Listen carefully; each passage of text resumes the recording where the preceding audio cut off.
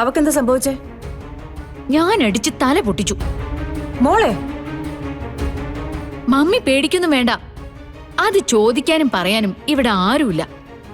അവര് ചോര ഒലിപ്പിച്ച് ബോധം കെട്ടി കിടന്നപ്പോ ഞാൻ മമ്മിയെ ഓർത്തത്. അല്ലാതെ നവീനെയും കൃഷ്ണയും വേർപെടുത്താൻ ഈ ജന്മത്തില് നിനക്ക് പറ്റില്ല. നവീനെ നിനക്ക് കിട്ടില്ല. എടി,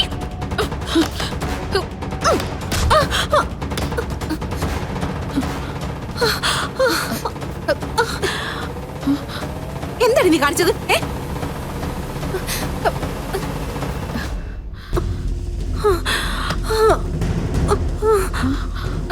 അമ്മേ, അമ്മേ, അയ്യോ അമ്മേ, അമ്മേ, അയ്യോ അമ്മേ, അയ്യോ അമ്മേ, അമ്മേ, അമ്മ കണ്ണു തുറക്കമ്മേ. ഓ അയ്യോ അമ്മേ, അമ്മ ഒന്ന് കണ്ണു തുറക്കമ്മേ. ഒന്നും മിണ്ടുന്നില്ലല്ലോ അമ്മേ. അമ്മ എഴുന്നേക്കമ്മേ. അമ്മേ, ആര്യ നീ ഇപ്പൊ മുറിവേൽപ്പിച്ചെന്നറിയോ? വീണ് കിടക്കുന്നത് കണ്ടിട്ട് ഒട്ടും മനസ്സലിയുന്നില്ലടി നിനക്ക്. എനിക്ക് അവരെ സ്നേഹിക്കേണ്ട കാര്യമൊന്നുമില്ല. കഴിഞ്ഞ ദിവസം പാമ്പിനെ കണ്ട് പേടിച്ചപ്പോഴേ നീ വട്ടം ചുറ്റി പിടിച്ചത് നിന്റെ മമ്മിയെ അല്ല, ഈ പാവ സ്ത്രീയാ. സ്വന്തം മകളെ എന്ന പോലെ അവര് നിന്നെ പരിചരിച്ചു. നിന്റെ കൂടെ കിടന്ന് നിന്നെ ഉറക്കി. ഏറ്റവും ചുരുങ്ങിയത് അതിന്റെ നന്ദിയെങ്കിലും ഒന്ന് കാണിച്ചു വിടറി ശോമേ. അമ്മേ, അമ്മേ, അമ്മേ, അമ്മേ, അമ്മേ, അമ്മേ, അമ്മേ, അമ്മേ, എഴുന്നേക്കമ്മേ. അമ്മേ, അമ്മേ, നമുക്ക് ഹോസ്പിറ്റലിൽ പോവാമേ. എനിക്ക് കുഴപ്പമൊന്നുമില്ല മോളെ. അങ്ങനെ പറഞ്ഞ പറ്റില്ല. അയ്യോ, മുറിവ് കൂടുതലാ, നമുക്ക് ഹോസ്പിറ്റലിലേക്ക് പോവാം. വേണ്ട, ആശുപത്രിയിലൊക്കെ പോയാ ഇതിനും നമ്മള് എത്ര പേരോട് മറുപടി പറയേണ്ടി വരും. അയ്യോ അമ്മ, ആശുപത്രി പോണം, അതിലൊരു മാറ്റവും ഇല്ല. പക്ഷെ അതിനു മുമ്പ് ഇവിടെ ചെയ്ത ഈ വൃത്തികേട് എനിക്കൊരാളെ വിളിച്ച് പറയാനുണ്ട്. ഞാൻ കൃഷ്ണനെ വിളിക്കാൻ പോവാ. വേണ്ട മോളെ, അവളോട് പറഞ്ഞ അവള് സഹിക്കില്ല. അമ്മയ്ക്കൊരു അപകടം പറ്റിയ അവളത് അറിയണം. അമ്മയെ കൊല്ലാൻ വരെ മടിയില്ലാത്ത ഇവൾക്ക് വേണ്ടിയാ അവൾ അവിടെ കിടന്ന് പാടുപെടുന്നത്.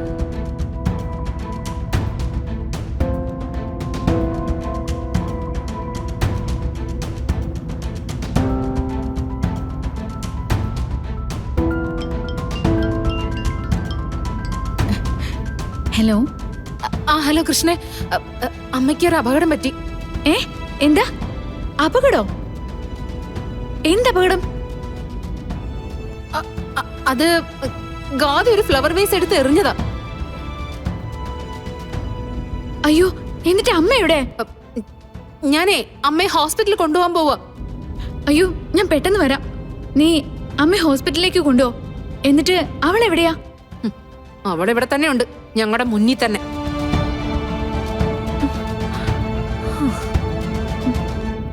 ഞാൻ വരാം. അമ്മയോട് സമാധാനമായിട്ട് ഇരിക്കാൻ പറ. അമ്മ, അമ്മ എഴുന്നേൽക്ക്, നമുക്ക് ഹോസ്പിറ്റലിൽ പോവാം. എഴുന്നേൽക്ക്. എന്റെ അമ്മ. ഗാഥ, എന്തു പറ്റി?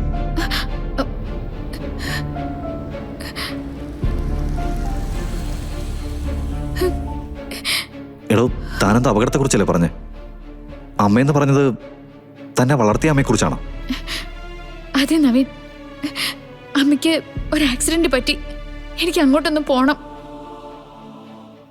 എടോ, ഞാനും വരായിരുന്നു, പക്ഷെ എനിക്ക് മീറ്റിംഗ് ഉണ്ടല്ലോ. നവീൻ വരണ്ട, ഞാൻ പൊക്കോളാം.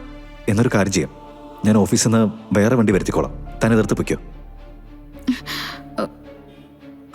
ചെല്ലു കഥ, എത്രയും പെട്ടെന്ന് താൻ അവിടെ എത്തണം. തനിക്ക് അവരോടുള്ള സ്നേഹം എനിക്കറിയാവുന്നതല്ലേ. താൻ ഈ വണ്ടി എടുത്ത് പൊയ്ക്കോ. വേണ്ട വേണ്ട, ഈ അവസ്ഥയിൽ ഞാൻ ഡ്രൈവ് ചെയ്താലൊന്നും ശരിയാവില്ല. എങ്കിൽ പിന്നെ ഒരു കാര്യം ചെയ്യാം, ഞാൻ മാണിക്കുഞ്ഞിനെ വിളിച്ചിട്ട് ഈ മീറ്റിംഗ് ഒന്ന് മാറ്റി വയ്ക്കാൻ പറയാം. ഏയ് വേണ്ട, എനിക്ക് ഇവിടെ നിന്നൊരു ടാക്സി പിടിച്ച് തന്നാൽ മതി. ഞാൻ അതിൽ പൊക്കോളാം. മീറ്റിംഗ് ഒന്നും മാറ്റി വെക്കേണ്ട. ഓക്കെ, താൻ അവിടെ ചെന്നിട്ട് എന്തെങ്കിലും പ്രശ്നം ഉണ്ടെങ്കിൽ എന്നെ വിളിക്കണം. മീറ്റിംഗ് ക്യാൻസൽ ചെയ്തിട്ടായാലും ഞാൻ വന്നോളാം. ഓക്കെ, ശരി.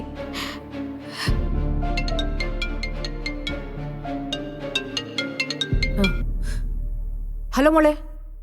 മമ്മി, മമ്മിക്ക് ഏറ്റവും ഇഷ്ടമുള്ള ഒരു ന്യൂസ് പറയാൻ വേണ്ടി ഞാൻ വിളിച്ചേ. അതെന്താ? മമ്മിയെ ചതിച്ച ആ ശാന്തി ഉണ്ടല്ലോ, ഇപ്പോഴത്തെ തങ്കം, അവര് ഹോസ്പിറ്റലിലായി. കുറെ നേരം എന്റെ മുറിയില് നെറ്റ് പൊട്ടി ചോര ഒലിപ്പിച്ച് അവര് കിടന്നു.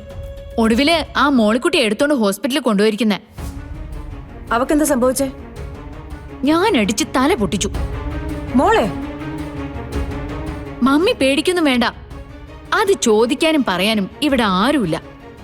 അവര് ചോര ഒലിപ്പിച്ച് ബോധം കെട്ടി കിടന്നപ്പോ ഞാൻ മമ്മിയെ ഓർത്തത്. അതുകൊണ്ട് തന്നെ എനിക്കൊരു വേദനയും തോന്നിയില്ല. തങ്കത്തിന്റെ ജീവിതത്തിൽ എന്ത് സംഭവിച്ചാലും അത് അവൾ അർഹിക്കുന്നത് തന്നെയാ. അല്ല, എന്തിനാ നീ അങ്ങനെ ചെയ്തേ? അവരും ആ മോളിക്കുട്ടിയും ചേർന്ന് എന്നെ വിവാഹം കഴിപ്പിക്കാൻ പോവാ. വിവാഹോ? ആ, എനിക്കൊരു വിവാഹാലോചന വന്നു. ഒരു കാനഡക്കാരൻ പയ്യൻ. അനിയൻ സാറ് കൊണ്ടുവന്നതാ. അതറിഞ്ഞപ്പോ അതിനു വേണ്ടി എന്നെ സമ്മതിപ്പിക്കാൻ മോളിക്കുട്ടി അവരും കൂടെ ശ്രമിച്ചു.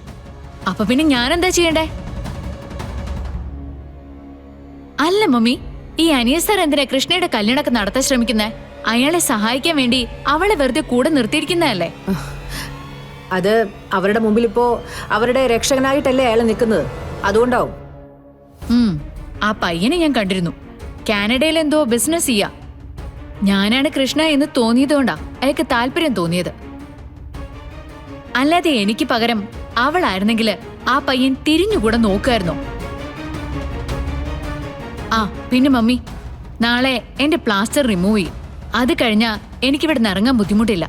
അപ്പോ കൃഷ്ണയും മമ്മി ഇവിടെ എത്തിക്കണം. ശരി മോളെ, അത് മമ്മി ചെയ്തോളാം. മോളെ നീ സൂക്ഷിക്കണേ. തിരിച്ചു വന്നു കഴിയുമ്പോ അവള് ചിലപ്പോ പ്രശ്നം ഉണ്ടാക്കാനായിട്ട് സാധ്യതയുണ്ട്. പ്രശ്നം ഉണ്ടാക്കാൻ വന്നാ അത് അപ്പൊ നോക്കാം. ചിലപ്പോ മമ്മി ചെയ്യേണ്ട പ്രതികാരം ഞാൻ അങ്ങോട്ട് ചെയ്യും. കൊല്ലും ഞാനവരെ.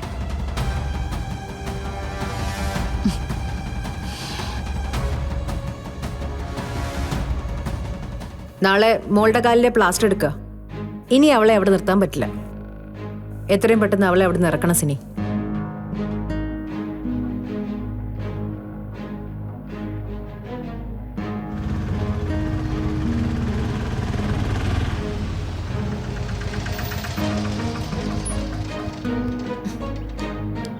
അമ്മ ഇറങ്ങ.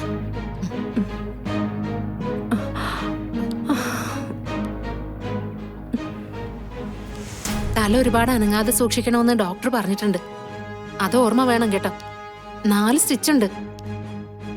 മോളെ, മോളിക്കുട്ടി, നീ കൃഷ്ണയൊന്ന് വിളിച്ച് അവളോട് വരണ്ടാന്ന് പറയേ. എനിക്കെന്തേലും സംഭവിച്ചോന്ന് അറിഞ്ഞാ അവളത് പൊറുക്കില്ല. അവള് കുഞ്ഞായിരിക്കുമ്പോ എന്നെ ആരെങ്കിലും ഒന്ന് കളിയാക്കിയാ പോലും അവൾ അവരെ വെറുതെ വിടില്ല. അവള് വന്ന് പ്രശ്നം ഉണ്ടാക്കും. അമ്മ അകത്തേക്ക് വാ.